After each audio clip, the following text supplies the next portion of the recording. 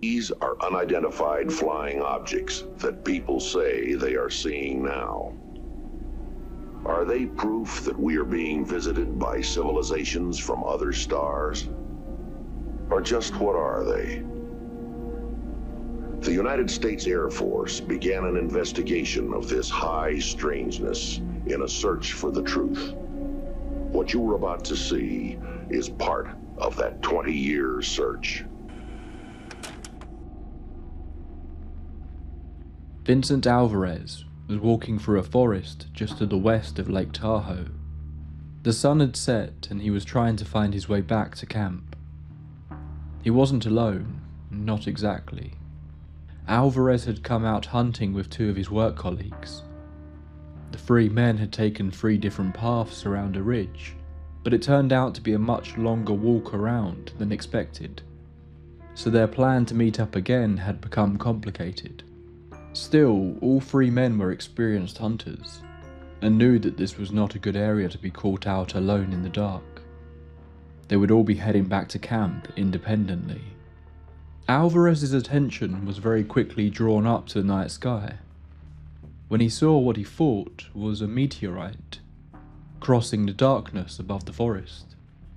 Just this bright light shining above him in the distance, but it was moving so slowly, getting lower and lower. Could it be a helicopter?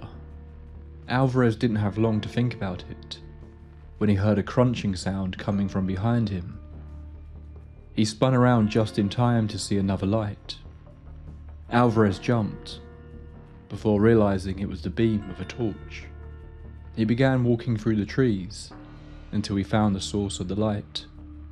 It was Tim Trueblood, one of his companions. Alvarez looked back towards the sky where he had come from, but the trees obscured much of his vision, and his thoughts went back to the immediate danger. The 2 men began to head back to camp. Alvarez didn't mention what he had seen. It didn't seem important. But when they got back to camp, they realized the 3rd member of their party, Donald Shrum, wasn't back yet. Shrum was an experienced outdoorsman. They thought he would be fine and would make it back in no time. But the hours ticked by, and still there was no sign of him. Alvarez sat by the campfire and thought about it. The light in the sky. It had just been a shooting star. He was sure of it. They were both worried about Shrum, but just kept telling themselves he could take care of himself. He would get back to them as soon as he was able. They had no idea the trouble that Donald Shrum was truly in. Somewhere, out in this dark Californian forest, Donald Shrum had been cornered by something that seemed more dangerous than the local wildlife, or a sudden drop in the dark. As they sat around the campfire, Donald was up in a tree, looking down at something that he couldn't begin to explain, terrified and wondering if he would ever see his family again. Donald Shrum was about to embark in a battle for his life against something that, well, what exactly he would be battling is hard to explain. Tonight we're delving back into the tape library archives to a case that took place in 1964. One of the strangest stories I think we've covered so far. This one is equal parts unbelievable, yet somehow terrifyingly, it feels like there could be some truth to it. It seems something did happen that night in the forest, but what exactly? Well, that's for you to decide. Get yourself a warm drink, dim the lights and get comfortable. It's time to hit play on another tape, another chance for us to delve into the history of the strange and the unexplained. This is the Cisco Grove incident. Welcome to the tape library.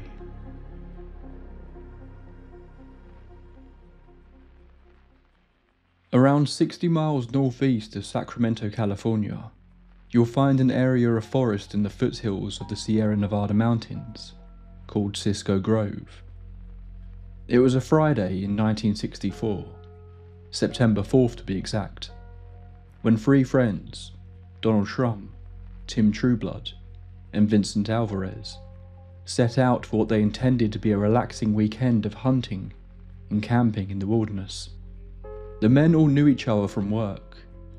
They were employees at the Aerojet Corporation, a company that at the time was developing some serious advanced missile systems, including the Polaris project, the US's first submarine-launched ballistic missile. These were hard-working, serious men who were long overdue a break. There were seasons where you were allowed to hunt for deer with firearms in the area, but that season had not yet begun, so the 3 men came along with bows and arrows instead. Shrum, who was a seasoned bow hunter, actually preferred this, being quoted later as saying that he often had more luck with the bow. They set up their camp close to a small lake. As they began their first hunt, they came across a rattlesnake on the path. The men had no idea at the time this would be their only kill of the weekend. By Saturday, they would be rushing back to civilization, and that their understanding of the world we lived in would be turned on its head. Late in the afternoon, they set out for an evening hunt, hoping to get some time in before the sunset. Shrum walked along a higher up ridge while the other 2 men took lower paths. While they were separated, they all tried to keep within each other's line of sight. They shouted up to Shrum to head around the ridge, and they would meet him on the other side. But it was deceiving how far the ridge reached round. When Shrum got to the end, he was met with a steep drop, so he decided to backtrack and head down the way he came.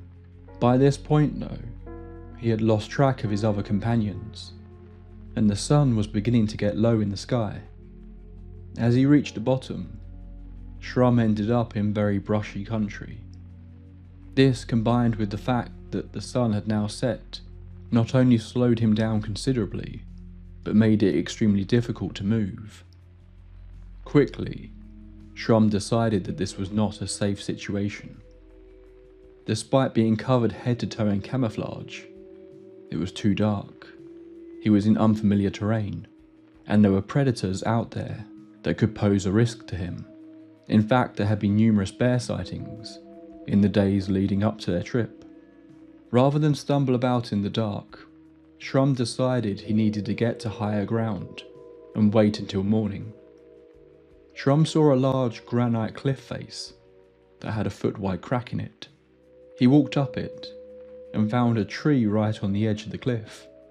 The first branch was nearly 12 feet high, but by using the rock he was able to reach it with relative ease. Shrum sat on one branch and rested his feet on another, trying to find a position that would be safe to stay in. It was frustrating.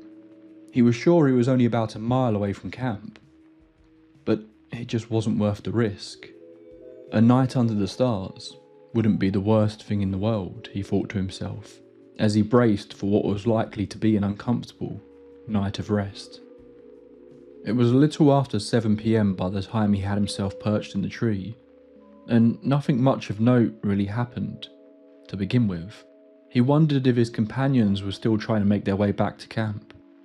He thought it would be unlikely they would still be out looking for him by this point. He was alone, with just a gentle breeze through the trees and the sound of distant wildlife to keep him company. But then, at around 9 PM, everything changed. Just to the north of his position, below the mountain tops, he noticed a light in the sky. It seemed to be moving in a westward direction, but its movement wasn't straight. It seemed to almost be bobbing up and down as it moved. At first he thought it was just a distant flashlight, but it was moving up and down across the tree line. The movement instantly made Shrum think it must be a helicopter. Had Alvarez and Trueblood called for help? It must be the forestry service, looking for him. Shrum thought about how to get their attention. He climbed down from the tree, began to gather up some dry bits of bark and plants, and pulled out his box of matches. There were 3 large rocks, about 10 feet apart from one another by the tree he was hiding in. so Shrum lit a fire on each one, sure that this would be enough to draw the helicopter's attention to his location. He then stood between the fires and began to manically wave his arms around, yelling as he did. The light in the sky stopped moving, turned, and began to quickly head in the direction of Shrum.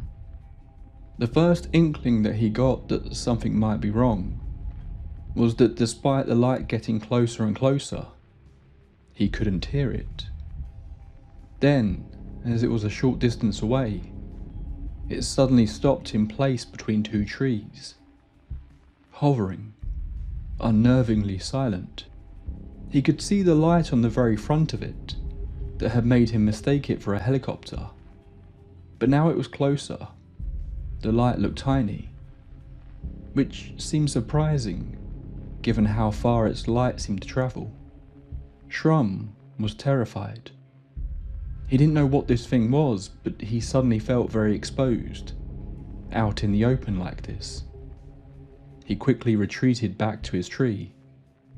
He waited, silently himself, not moving as he watched the object in the sky make a large sweeping half circle towards the east, now hovering over a canyon just 60 yards away. That was when he got his first clearer look at it. This certainly was no helicopter. Later, Shrum would describe it almost like a cigar shape, although initially he seemed to believe it was slightly more oval. It was difficult to tell. There was the light in the front that made the object appear small, but it seemed now that it was much larger than he thought. It was hard to really gauge though, because the body of the object was so dark. It looked darker than the night sky. Then he realised the light on the tip wasn't the only source of light. There were 3 rectangular panels along the side that were lit up, staggered almost like steps along the body of the object. He wasn't sure if they had always been there, or if they had just suddenly begun to glow. But either way he could see them now. These lights seemed to shimmer, in a way Shrum described as almost like reflecting light off a moving sheet of aluminium foil. The most shocking element though was the size. It was large, very, very large. Some estimates based on the descriptions from Shrum seemed to suggest it could have been as much as 150 feet long. The object just hovered over the canyon for around 5 minutes, seemingly not doing anything, until suddenly, something seemed to come from one of the glowing panels. All Shrum saw at first was a kind of flash, shooting out from the middle one. The flash went down the hill, almost like a powerful photograph being taken. But that wasn't what it was. There was a much smaller dark object, now moving across the sky, lower than the initial object. It disappeared off into the trees, about half a mile away, before stopping on the side of a nearby hill. Shrum could only make out part of this smaller object. It looked more like a dome, and maybe only 30 feet wide, but it was hard to tell again. Although he did say that this one looked silver, and there appeared to be a flashing light on the top. That was when he finally heard a sound. A crashing noise. Something was moving through the forest, moving down the mountainside, towards his direction. It only took a few minutes for the first figure to appear in the clearing below. Emerging from the tree line was a short, stocky figure. It couldn't have been more than 5 feet tall, wearing what looked like a skin-tight, light-coloured outfit. It had something on its head, possibly a helmet or a hood, but its face was dark, which separated it from the rest of the body. It was virtually featureless. The only detail that Shrum was able to make out was 2 large circular eyes, but they weren't eyes as such. They were possibly a part of the outfit. Shrum thought that they resembled welder's goggles. Then, right behind it, a second one came trotting out of the bushes. Shrum sat, frozen in the tree. terrified, staring at these oddly dressed people who were only about 100 feet away, unsure what exactly he was witnessing. But the two figures didn't seem to be looking for Shrum. They were more interested in the forest. More specifically at this point, they appeared to be fascinated by a manzanita bush. Then he began to notice further in the distance others dressed in a similar style, all walking around looking at the ground, seemingly investigating the plants and rocks. It seemed they either didn't know Shrum was there, or they simply had no interest in him. That was until they began to move closer, still more focused on the plant life. But one of the figures then went and stood right underneath the tree Shrum was hiding in. A few moments passed, and the second joined it. Then their heads tilted up, and both figures looked straight at Shrum. At that point, he now doubted if they were goggles at all. They looked more like large black silver dollar-sized eyes, staring right into his soul. Their face totally dark and featureless, beyond what looked almost like a low flat nose on their face. Then one began to make a sort of hooting sound, almost like that of an owl. The large object that at this point was still floating in the sky seemed to respond with a similar sound of its own. Shrum took a deep breath in, but as he did, he suddenly heard another noise, this time coming from the east, from a nearby ridge. He glanced over to see something else emerging. Again, the first thing he was drawn to was the eyes, but this time they were different. There were two glowing circles, the colour of fire, and these bright lights lit up the face of the figure they belonged to. He could make out a face, a jaw, but it looked metallic. The descriptions that were subsequently given later made the being sound almost like the Iron Giant. As a side note, the novel The Iron Giant was based on would be released just a few years after this story was said to have taken place. Shrum refers to it as a robot, but he does make it clear that it equally could have been some sort of metallic suit, and was roughly the same size as the other figures below the tree. While he could make out the face a little from the glow of its eyes, the body below just turned into shadow. It moved in a much stiffer way than the other figures. This metallic person took an easier route to the tree, going out of its way to take a clear path, rather than forcing its way through the dense brush, as the other figures had. It then joined the other two at the bottom of the tree, and also just seemed to stare, not acting, not really reacting to Shrum, just watching. Then, the metallic figure moved again, this time towards what remained of the fires Shrum had set, which were now no more than glowing embers. It stretched its arm out and brushed the embers away, as though it were trying to put out any trace of the fire. Then it returned to the bottom of the tree. Then, this strange scenario took a turn. The metallic creature seemed to move its hand up to the side of its face. Then very quickly a white vapour appeared to spray out of its mouth. The vapour quickly rose up into the tree.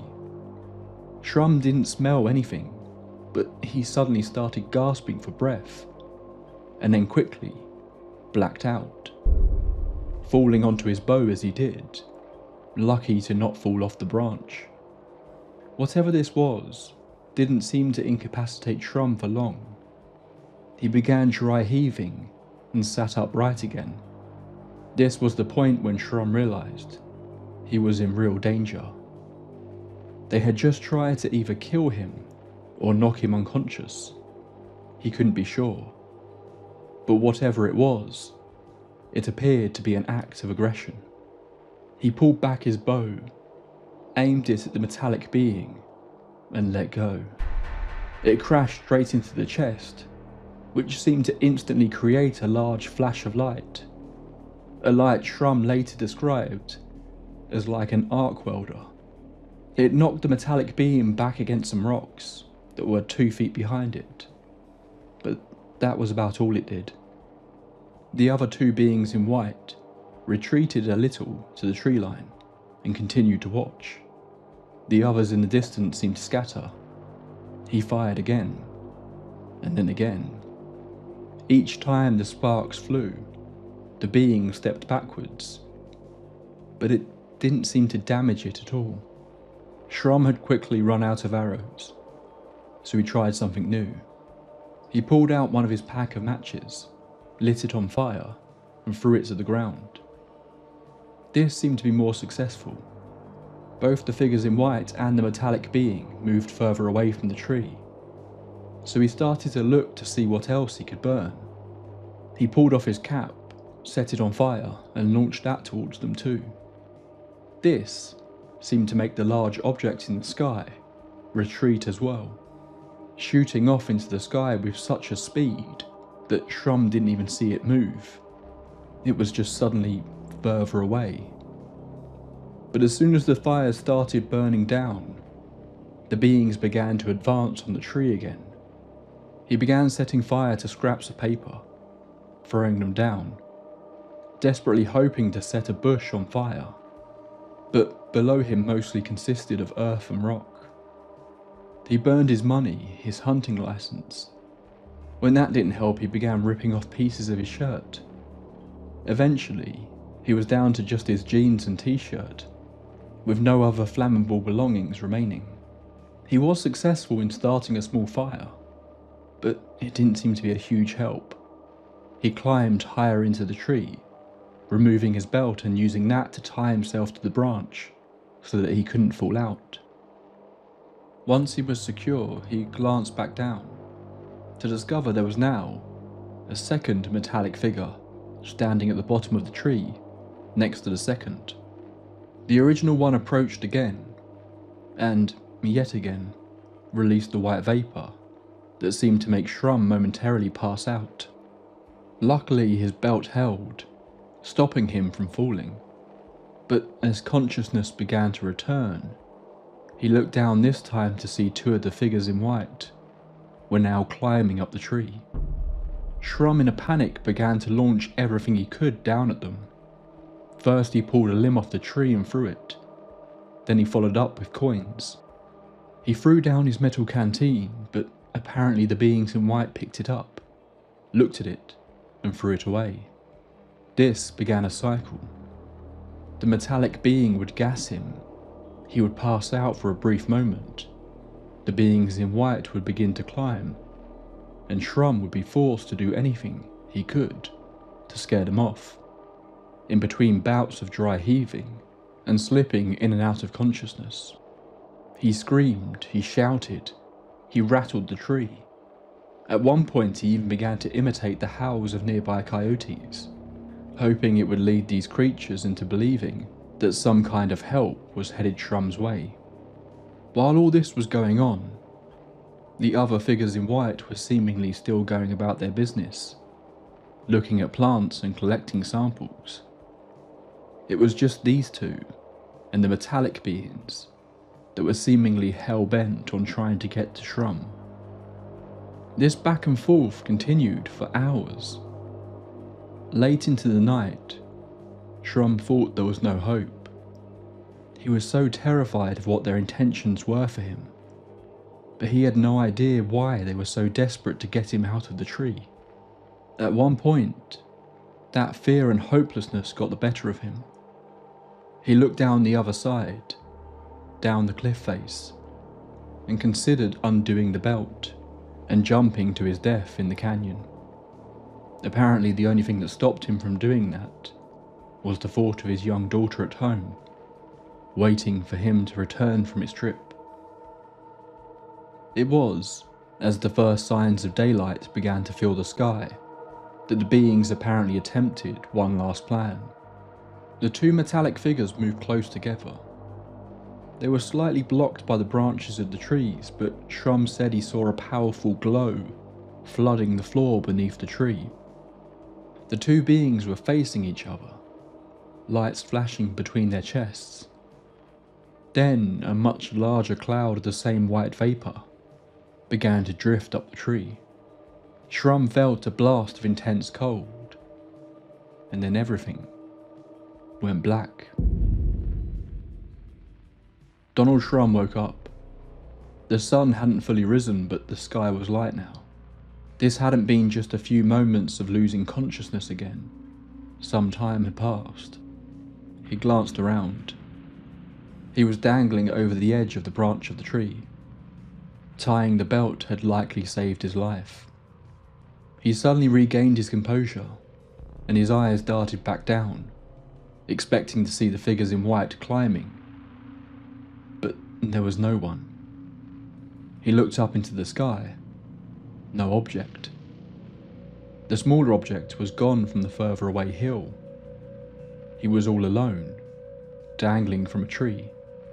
Suddenly the cold of the morning hit him, and shivering he began to unhook himself and hesitantly climb down. The floor was covered in all the various items he had thrown, and there were footprints that he described as looking like those of a child wearing moccasins. He picked up his bow and 2 of the arrows that he could find. Curiously though, the coins he had thrown were nowhere to be found. The rest of his clothes just burnt remnants on the floor.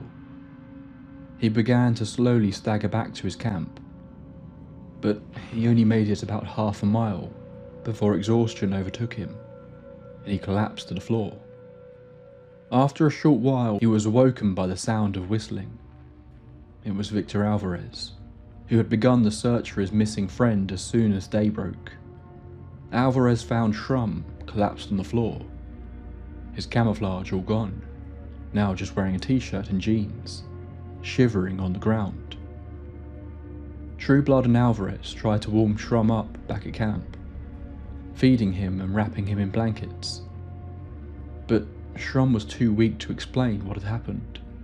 He fell asleep for 6 hours. When he finally got up, the first thing Shrum wanted to do was listen to the radio. He cycled through various radio stations, not speaking to Trueblood or Alvarez, who by this point must have thought their friend had lost his mind. He only stopped after hearing a local news report talking about sightings of a light in the sky the night before. Alvarez said that he had seen that last night when they got separated. He said it was like a shooting star, but it was weirdly low in the sky. And that was when Donald Shrum told his story. By all accounts, they shouldn't have believed him, but they did. Shrum was not the sort of character to make up wild stories like this, and they could clearly see the state the man was in.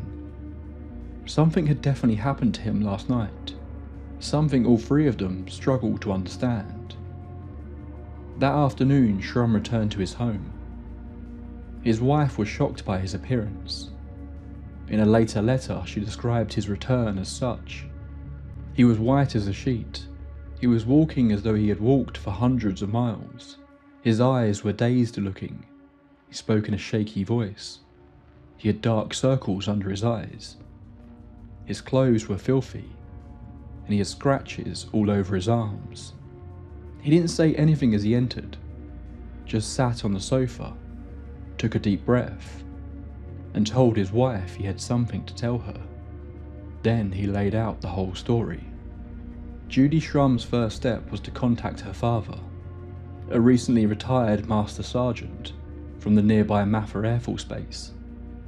He made some inquiries, but seemingly the Air Force hadn't been on manoeuvres that night.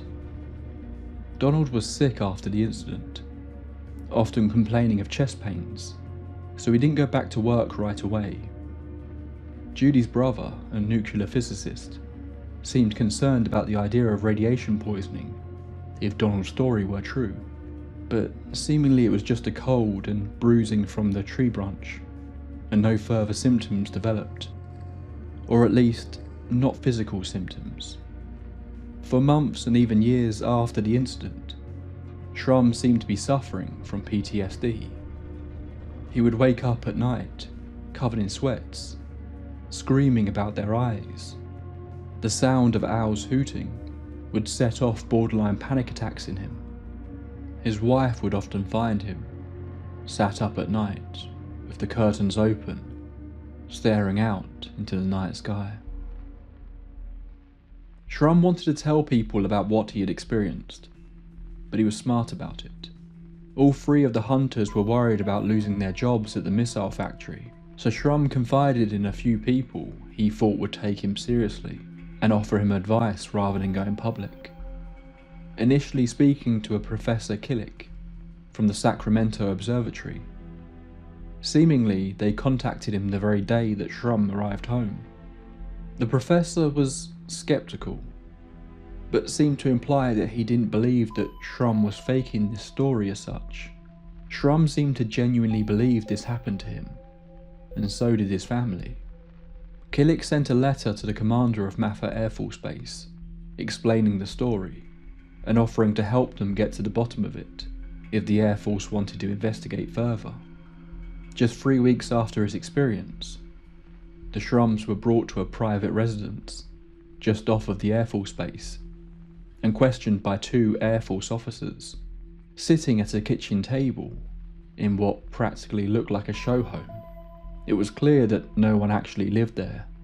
Through later discovered documentation, these 2 men were identified as Captain McLeod and Sergeant Major R. Barnes. Barnes asked most of the questions, recording the interview using a reel-to-reel machine. The conversation went for 2 hours, and then the Air Force men submitted their report to Wright-Patterson Field. They seemed to be speaking down to Donald, pushing the idea that he must have been mistaken. The theories they proposed to him were a little odd, firstly claiming that it was a group of Japanese people, and stating that they had trouble with them during the war, seemingly suggesting that disgruntled Japanese troops were hiding out in the forests of California, causing havoc. When Shrum didn't take this too seriously, they then passed the blame to mischievous teenagers, pulling a prank. Barnes's third theory was that it was Air Force troops on some sort of training exercise. In their official report, the Air Force blamed psychological causes for the event with the beings. But Donald was firm in his belief of what he saw, even showing the men one of the arrows that he had fired at the metallic being. There was what appeared to be melted aluminium on it, and the head of the arrow was bent, seemingly from the impact. They took the arrowhead, supposedly to run some tests, but they never returned it. He did, however, provide them with a detailed hand-drawn map of where all the events had taken place. This was a mistake. A few weeks later, Donald Shrum returned to the site with his brother, Alvarez, and another friend, and was shocked to find it seemed like the site had been picked clean. All of the remnants of Shrum's ordeal were gone. Of course, this could point towards that this was all in his mind, or maybe wildlife had dislodged the items. But it seemed like the ground had been raked, as though someone had tidied this secluded little area. Whoever it was, though, didn't find everything. After some searching, Donald found the 3rd arrow, hidden in a bush, just slightly further away into the brush, as well as the remains of cigarettes, different brands. Someone had certainly been here in the last few weeks, and they didn't come alone. Shrum began to quietly contact UFO research groups, and ended up sending off the 2 arrows to be analysed in a lab. Unfortunately, no evidence of any substance could be identified on the arrowheads, although subsequently this has been blamed on poor packaging and storage of the arrows, making results difficult to obtain due to the metal that was melted to the arrows flaking off in transit and the packaging thrown away. A frustrating turn of events for Shrum. In January of 1965, Judy Shrum sent a letter to Major Donald Kehoe after reading an article he had written for True magazine on the issue of the Air Force censoring UFO sightings. She explained the entire ordeal to him. In the letter she states that a few reporters had gotten wind of the story and tried to speak to them, but that her husband is so worried about losing his job that they were trying to keep this out of the press. But despite the reluctancy to go public, they needed answers. They need to know what happened to him that night in Cisco Grove. This prompted the organisation NICAP to begin a detailed investigation into Donald Shrum's story. After years speaking with him, they believed Shrum's account, but were unable to really explain what had happened to him exactly. As part of this long investigation, Shrum underwent hypnotic regression in 1974, a controversial practice that I think we've discussed briefly when speaking about the Satanic Panic. The main concerns with this practice is that it's very easy to even unwittingly insert false memories into the patient's recollection. But under hypnosis, most of Shrum's details remained much the same as they had 10 years prior, but he was able to recall slightly more details about the apparent crafts. It appears this is the point where the description that it was a cigar-shaped craft was clarified, whereas before he struggled to identify the size and shape due to the darkness of the overall object. Donald had always been worried that he had been taken on board the craft in that last period where he blacked out. But from the hypnotic regression, they were not able to identify anything like that happening, which was apparently a relief to the man. The hypnosis sessions only brought out small details. It didn't change Shrum's story, which seemed to add some weight to his perception of the events. Ultimately, Shrum, along with others including Alvarez, were let go from their jobs just 2 years after the incident. Shrum believes this was due to the company missing out on a large government contract, but others have suggested that it seems clear that Wright-Patterson Air Force Base had a detailed file on Shrum and his claims, and it is very likely they would have spoken to his superiors about what he claimed to see. While Alvarez confirmed he saw a light in the sky that night, Tim Trueblood has apparently never spoken about the incident. If he didn't see anything, or chose to remain silent, appears to be unclear. But after losing their jobs, he seems to have disappeared from the story completely. Despite losing his job, Shrum was still reluctant to go public with his story, and while groups like NICAP and other prominent researchers in the field were presenting this case in reports and conferences, he didn't want his name connected to it. The story resurfaced a few times in the following decades, mostly in occasional articles or books, but by and large it became a fairly obscure case, despite appearing in the 1970s NBC show Project UFO, that recreated a loose version of the events without Shrum's involvement. Donald Shrum finally broke his silence and went public with the story at a MUFON meeting in 2005.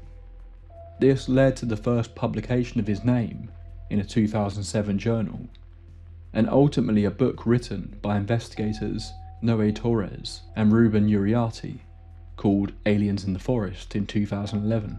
This book had heavy involvement from the Shrum family and is the definitive account of Donald Shrum's story.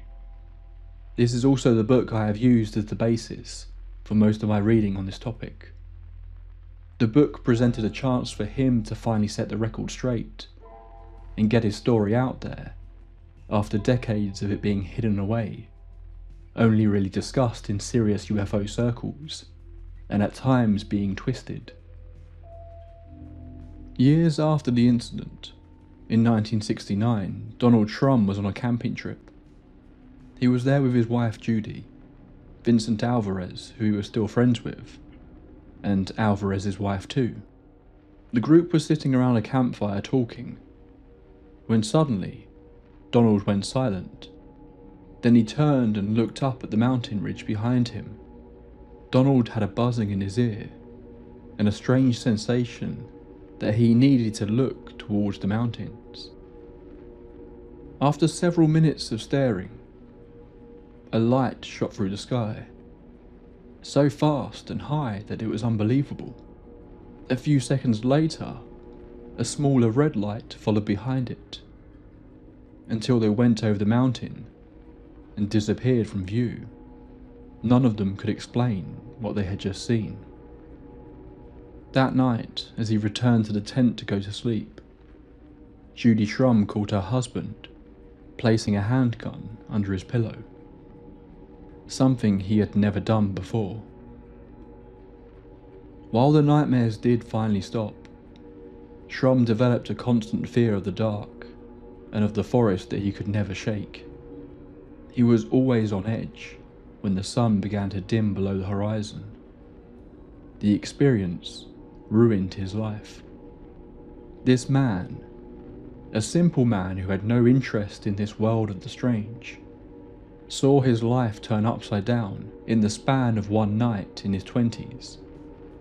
It left him with a story that he knew people would struggle to believe, but a story that fundamentally changed his world. An incident that left him looking out at the night sky for years to come, wondering what really happened to him. So, what did really happen? This is a really tricky one to dissect, as we really only have Donald's recounting of what happened to him. The obvious one that people jump straight to for this one is that this was all a hoax. And it's understandable that this is where people's minds go to. Frankly, Shrum's story is insane. The man claims that he was forced to hide in a tree all night, fighting off robots with a bow and arrow, while aliens ran around collecting soil samples from a forest in California. But if this were a hoax, it creates a whole lot of other questions. Were Donald's hunting buddies in on it? If they were, why not create a more detailed story for their experiences? Alvarez claimed to see a light in the sky. True Blood didn't appear to see anything. But both seemed to confirm finding Donald in that state the following morning, after him being lost all night. So, was he lying to them too? Was his wife involved in the hoax? She seemed to play a key part in contacting people to try and get answers. Was this from genuine concern over what her husband experienced? Or was she just furthering the story? I think my biggest issue with the hoax angle is, why did he do it? The main reasons are always attention or money, but Shrum clearly identified that his story going public would potentially cause him to lose his job. I don't believe he made any money from it, possibly from the book sales that came from Aliens in the Forest, but this was released nearly 50 years after he made a claim about his experience, and I'm unsure if he actually directly made any money from the book sales, as he was not one of the authors. In regards to attention, the Shrums were very, very selective about who they spoke to about this. If they wanted to create a UFO hoax, they did a terrible job of it. They very specifically did not speak with the press, and for the most part, no one heard this story for decades. This leaves me firmly of the mind that this was not a hoax, but that doesn't mean Donald Shrum saw aliens either. One detail that has been called into question is that Shrum mentions the craft and what he was seeing being illuminated by the moon at times. But according to records, there shouldn't have been a moon in the sky that night, or if there was, it would have only been a tiny sliver. I don't think this discredits his claims.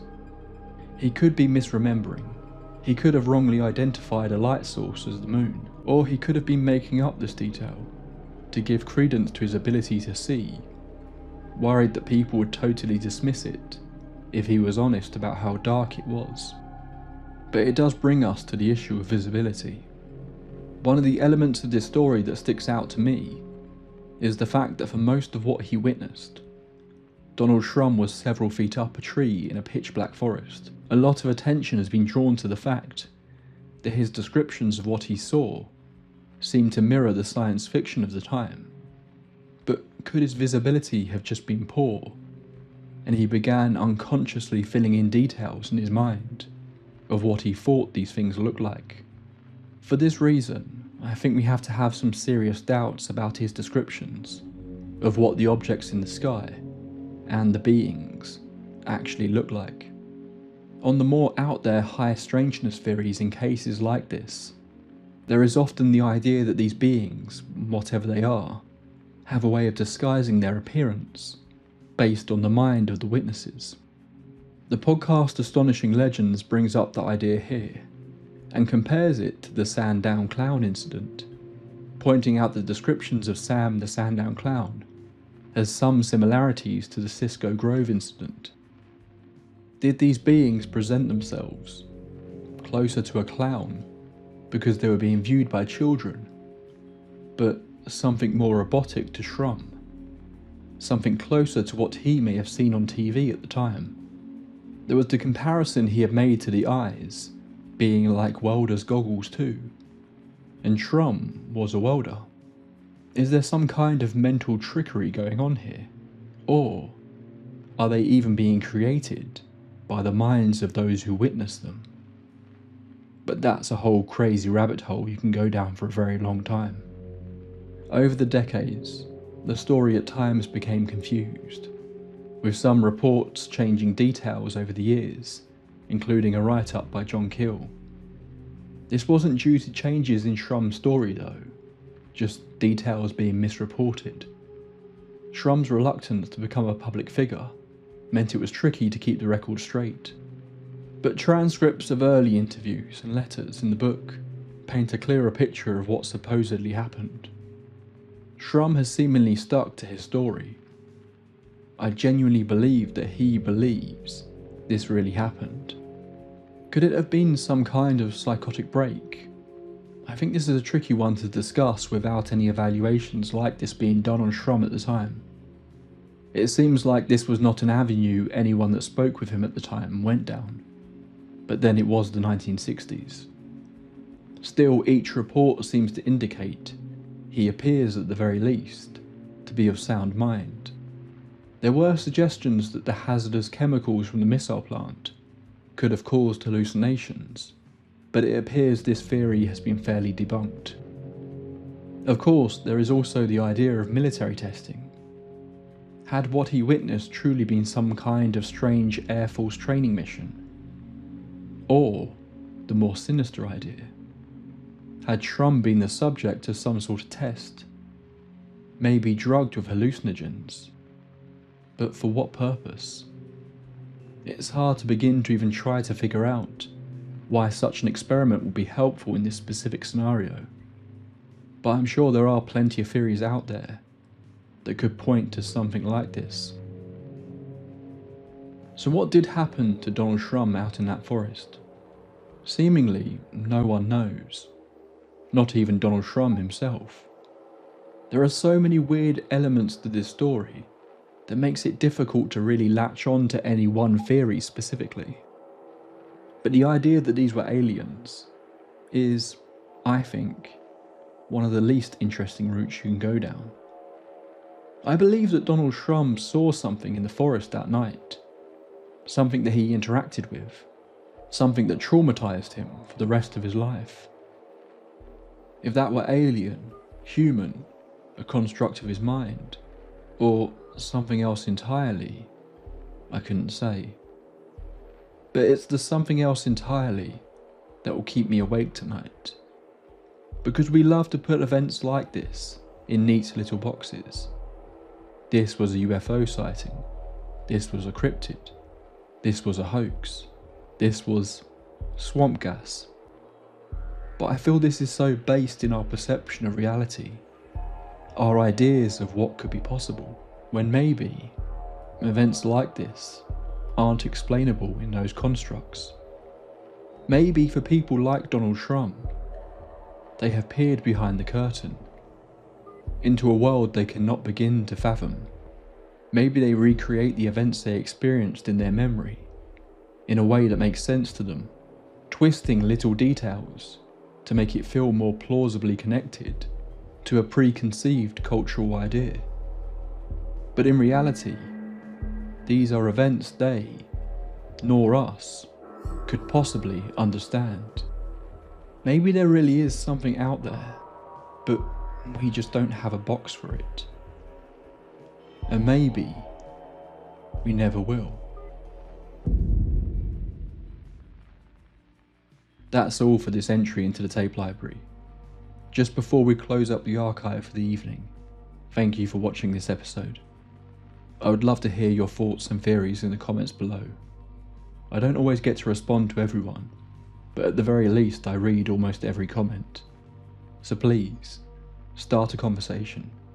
Tell me what you think took place here. You can help me out massively by clicking like if you're watching on YouTube, or leaving a rating if you're listening to the podcast. And of course, if you're new here, then click subscribe or follow. I'm back roughly every 2 weeks, with explorations into the strange and the unexplained. And of course, if you're so inclined, you can support the show on Patreon, details of which can be found in the description. Until next time, my friends, pleasant dreams. This episode was made possible from the kind donations of members on Patreon and YouTube. If you want to join these shoutouts, you can do that by joining one of the higher tiers on Patreon. First up are Tape Library archivists: Shan Harding, Adam M, Edgar Allan Ho, Adam Grantham, Enoch Aurora, Lee Borix Johnson, Now and Zen, Pat McShay, Pantherpaw, The Elusive M, Yorkington Away, The Bisexual Moon Cult, Emulated Phoenix, Jamie Long, Lisa Marie Sheridan, Gaffy with a G, Plum Blossom, Gina Britton, Emily Carlin, Sarah Boyd, Thomas Boatwright, Stephen Lutman, Crystal E, West Virginia Vegetable Man, Dawn Swan, Tina S, Sean Miller, Juno, Joseph Condola, Jolly Jedi, Pixelina, Joe, The Crimson DM, The Detective, Jean Janine, Darla, Alfredo Sandoval, G-Raw, Midia Zabine, Dominic DeAngelis, Dagon Odorlik, Judith Hacker, Eric Salas, Mirashard, Adlin, Ash Loves Books, Gabrielle, Umiko Grimm, and Sandy Lusk. Then we have our amazing lead archivists: Win Lewis, Plague Doctor is In, Amy Stubblefield, The Original Deer, Emmy Bartley, Lady Bette Noir, Ridiculous, London Grace, Melissa Harrison, Emperor Franz, Old Soul Like Mine, Xavier Rangel, Sad Gal Callie, Alex O'Neill, Tyler Michael, Alex Goldberg, Van Yell, Brian Baker, and 1000th Ghost. And our insanely generous Grand Overseers: Harrison the Ogre-Lord, Leah Carmella, Bad Diddley, Katie, Morning Rain 2619, Agent 355, and Queen of Flatulence. A serious massive thank you to all those people for just being a lovely bunch, and all my junior archivists on Patreon, and you wonderful members on YouTube. If you want to join us, then please check out the Patreon link in the description. Thank you.